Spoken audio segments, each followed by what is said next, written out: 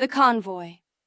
In the winter of 1910, a bitter dawn breaks over the industrial town of Black Ridge, Pennsylvania. A gritty hub of coal mines and textile mills nestled in the Allegheny foothills.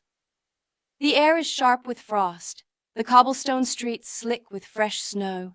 Smoke from factory chimneys curls into a sky heavy with gray clouds, casting a pall over the town's wooden row houses and soot-stained brick buildings. The distant clanging of a church bell mingles with the creak of wagon wheels and the shouts of vendors setting up market stalls.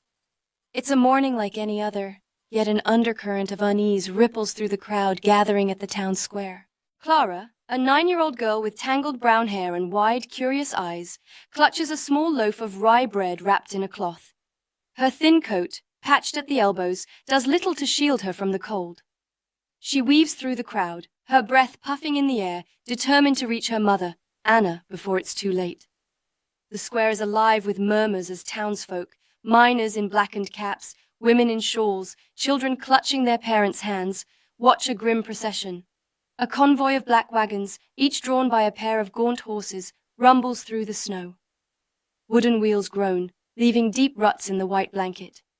Inside the wagons, behind iron bars, dozens of women huddle, their faces pale, eyes wide with fear or dulled by resignation. Clara's heart pounds as she spots her mother in the second wagon. Anna's dark hair is matted, her hands bound with coarse rope, her dress torn at the shoulder. The women around her, ranging from young seamstresses to weary widows, share the same haunted look. Soldiers in gray uniforms, rifles slung over their shoulders, bark orders, their faces hard as the stone walls of the nearby courthouse. "Move along! No gawking!" one shouts, his voice cutting through the icy air. Clara pushes forward, clutching the bread, her small frame slipping between onlookers. "Mama!" she calls, her voice swallowed by the crowd's murmur. She reaches the wagon, holding up the loaf, her fingers numb from the cold. Anna's eyes meet hers, a flicker of warmth amidst the terror. But before Clara can pass the bread, a soldier grabs her arm, yanking her back. "Stay away, kid," he snarls, his breath sour with tobacco. "You don't speak of this, not a word, or you'll end up like her." Clara stumbles, the bread falling into the snow, trampled under his boot. Tears sting her eyes, but she bites her lip, refusing to cry. The wagons lurch forward, carrying Anna and the others out of sight, toward a fate whispered about only in dread. The Black Ridge Reformatory, a remote facility shrouded in rumor and fear. The scene is stark, almost cinematic, like a wartime dispatch etched in frost and shadow. The convoy's departure leaves the square silent, save for the crunch of snow underfoot and the distant wail of a factory whistle. Clara stands frozen, the soldier's warning echoing in her mind. Why are they taking her mother? What crime could justify such cruelty? The townsfolk turn away, their faces a mix of guilt and relief, as if grateful it's not their own loved ones in those wagons. Clara, alone, picks up the crushed loaf, her small hands trembling, vowing to uncover the truth behind the bars, a truth history has buried for decades. This is no mere tale of a child's loss. It's a story of a secret so monstrous it was hidden from the world, rooted in the dark realities of early 20th century America. The Black Ridge Reformatory, like the Magdalene laundries in Ireland or asylums across Europe, was a place where women, poor, immigrant, or deemed morally unfit, were sent to be corrected. Clara's journey begins here, with a loaf of bread and a child's fierce love, setting her on a path to unravel a conspiracy of silence. The secret behind the bars. The Black Ridge Reformatory, perched in the snow-draped mountains of western Pennsylvania, is a fortress of gray stone, its high walls topped with barbed wire.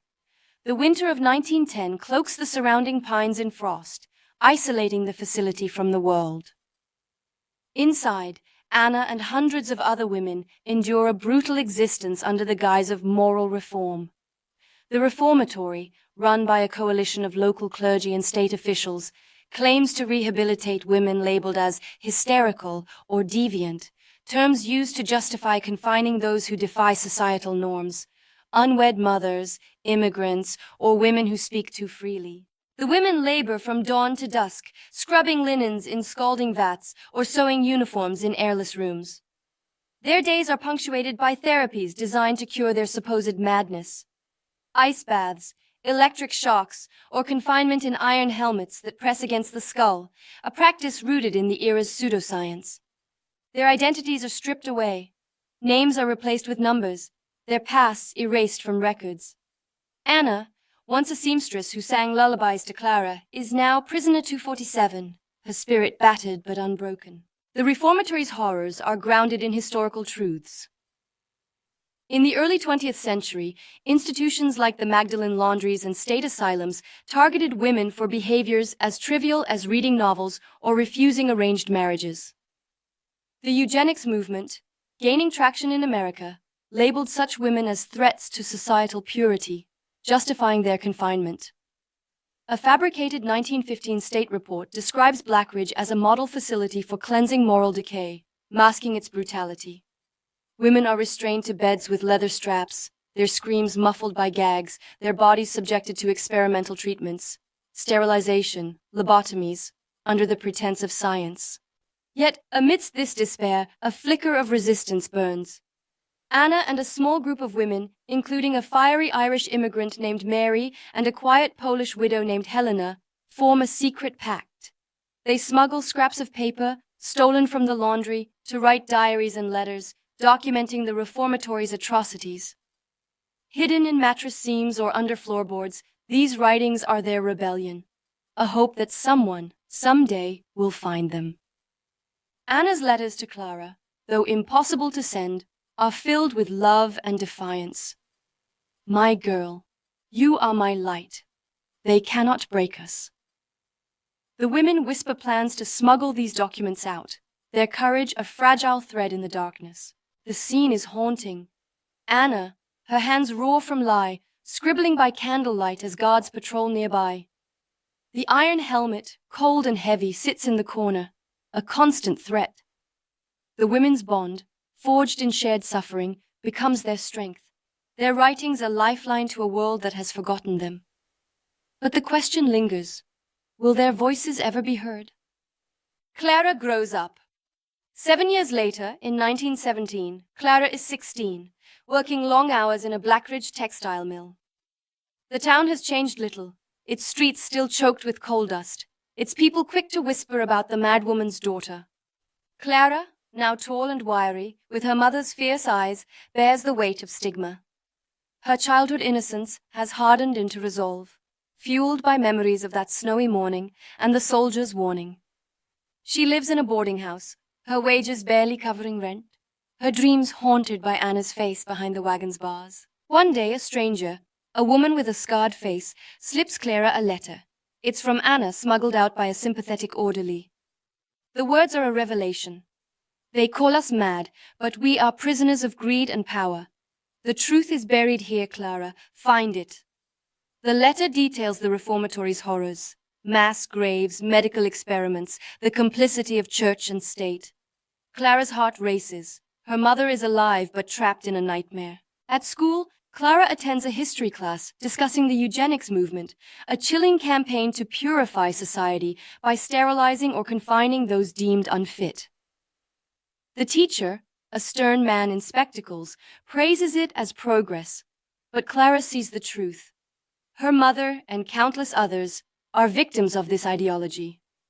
She learns of similar institutions across America and Europe, where women are silenced to uphold a moral facade. A supposed 1918 pamphlet from a Pittsburgh reform group warns of hidden asylums where women's voices are buried, echoing Anna's letter. Clara's resolve hardens. She vows to infiltrate the reformatory, free her mother, and expose its secrets. She begins gathering information, befriending a young journalist, Thomas, who doubts the town's official narrative. Together, they uncover whispers of a resistance network, former prisoners and sympathetic locals working to free the women. Clara's decision is a turning point. A girl once powerless now dares to challenge a system built on silence. The escaped Clara, now 17, devises a daring plan. Posing as a volunteer nurse, she gains entry to the Blackridge Reformatory in the winter of 1918. The facility is as bleak as Anna described. a labyrinth of stone corridors, the air thick with disinfectant and fear. Clara, in a starched uniform, moves among the prisoners, her heart pounding as she searches for her mother. She finds Anna, gaunt and graying, in a sewing room, her hands trembling but her eyes still fierce. Their reunion is brief, a stolen embrace shadowed by the threat of discovery. Clara uncovers horrors beyond her imagination. In a locked ward, she finds records of medical experiments, sterilizations, drug trials, conducted on women without consent. A hidden cemetery, its unmarked graves blanketed in snow, holds the bodies of those who failed treatment. A fabricated 1919 church ledger reveals the reformatory's funding came from wealthy donors and clergy, profiting from the women's labor and suffering. Clara's rage grows, but so does her determination. With Anna, Mary, and Helena, Clara plans an escape through an abandoned coal tunnel beneath the reformatory. The women work in secret, stealing tools and mapping the route. On a stormy night, as snow buries the mountains, they make their break. The tunnel is narrow, its walls slick with ice, the air choking with dust. Guards pursue, their lanterns casting frantic shadows. At the tunnel's end, a betrayal. An orderly who promised aid alerts the authorities. Anna, realizing capture is imminent, pushes Clara forward, whispering, "Live, and tell our story." She stays behind, distracting the guards, sacrificing her chance for freedom. Clara emerges into the blizzard, alone but alive, clutching a bundle of diaries and letters. Behind her, the reformatory's lights fade, and she sees another convoy of wagons, identical to the one from her childhood, carrying new prisoners into the night. The sight, through her now adult eyes, fuels her resolve to expose the truth. The truth revealed. Clara, now 18, returns to Blackridge with the evidence: tattered diaries, letters scrawled in desperation, sketches of the reformatory's horrors. She and Thomas approach newspapers, but the town's elite, tied to the reformatory's profits, suppress their story. A fabricated 1920 editorial in the Blackridge Gazette dismisses the claims as hysterical fabrications, but Clara persists. She contacts women's suffrage groups, who amplify her voice. Slowly, the truth spreads, sparking outrage. A supposed 1921 investigation by a Pittsburgh Reform Committee confirms the reformatory's atrocities, leading to its closure and broader calls for asylum reform. The fight is not easy. Clara faces threats, her boarding house burned in retaliation. Yet her mother's sacrifice drives her forward. By 1925, the women's rights movement, fueled by stories like Anna's, gains momentum, challenging eugenics and institutional abuse. Clara's evidence becomes a cornerstone of this fight, her mother's letters read at rallies, a voice from the grave demanding justice. Decades later, in 1960, an elderly Clara stands before a memorial in Blackridge, a stone statue of a woman breaking chains dedicated to the reformatory's forgotten victims. In her hands, she holds a loaf of bread, its crust worn smooth by time, a symbol of the love that set her on this path.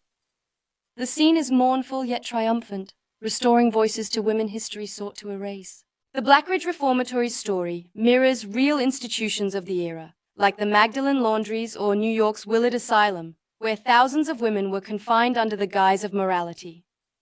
Clara's journey, from a child's desperate gift to a crusader's triumph, is a testament to the power of one voice to challenge a system's silence.